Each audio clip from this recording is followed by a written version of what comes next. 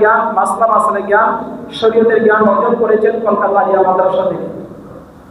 মুমতাজুল মুহাদ্দিসিন, শামসুল উলামা, ফখরুল মুহাদ্দিসিন, কলকাতা আলিয়া মাদ্রাসা থেকে সর্বোচ্চ ডিগ্রি অর্জন করেছেন হযরত মাওলানা সুফি মুফতি আজম গাজী রহমাতুল্লাহি আলাইহি। ইলমে মারিফত, আধ্যাত্মিক জ্ঞান, তরিকতের জ্ঞান, ইলমে বাতিনের জ্ঞান অর্জন করার জন্য তিনি 4 তরিকা 8 কামেল মুর্শিদের খেলাফত লাভ করেছেন, তাদের সান্নিধ্যে গিয়েছেন এবং খেলাফত লাভ করেছেন। মাওলানা আজম গাজী ফৈজ আলম মাজহারে নূরে খুদা নকশা পীর কামেল কামেলানে রাহনামা। সুফি আজম গাজী রহমাতুল্লাহি আলাইহি 8 জন মুর্শিদের কাছ থেকে খেলাফত লাভ করেছেন।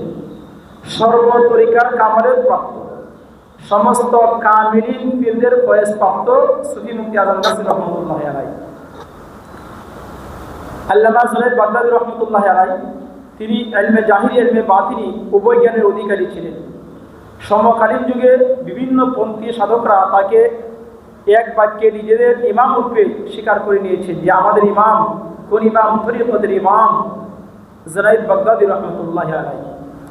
তৎকালীন ইমাম মাশায়েখগণ তাকে শায়েখদের কেন্দ্র আখ্যায়িত করে তাকে ভূষিত করেছিলেন। তিনি ছিলেন শাইখুল উলামা হযরত জুনায়েদ বাগদাদী রহমাতুল্লাহি আলাইহি।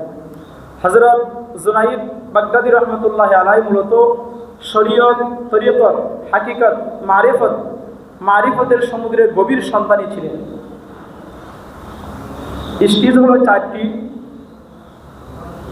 তরিকতের 4টি স্তর রয়েছে: শরীয়ত, তরিকত, হাকিকত, মারিফত। সুফি আজম গাজী রহমাতুল্লাহি আলাইহিকে শরীয়তি বলা হয়, তরিকতি বলা হয়, হাকিকতি বলা হয়, মারিফতি বলা হয়। কেন বলা হয়? সুফি আজম গাজী রহমাতুল্লাহি আলাইহি 4টি গুণের অধিকারী ছিলেন। সুফি মুয়াজ্জিন রহমাতুল্লাহি আলাইহি, সুফি আকিস রহমাতুল্লাহি আলাইহি, সুফি মুফতি শাবুল শিবপুরী রহমাতুল্লাহি আলাইহি, বর্তমান গদ্দিনশীন মাস্টার সাহেব হুজুরুল্লাহ দামাত বরকাতুহু। 5 হুজুর কেবলা এই 4 গুণের অধিকারী ছিলেন। এই জন্য এদেরকে বলা হয়, হুজুর কেবলাগণকে বলা হয় শরীয়তি, তরিকতি, হাকিকতি, মারিফতি। জুনায়েদ বাগদাদী রহমাতুল্লাহি আলাইহি তিনি ইলমে শরীয়ত, ইলমে মারিফত, ইলমে তরিকত, শরীয়ত, তরিকত, হাকিকত, মারিফত গুণের গভীর সন্ধানী ছিলেন। তাকে জাতির মুখপাত্র এবং জাতির গৌরব বলে মনে করা হতো। এছাড়া তাকে রাইসুল উলামা, আলেমদের নেতা, ওলামাদের নেতা, রাইসুল উলামা বলে এবং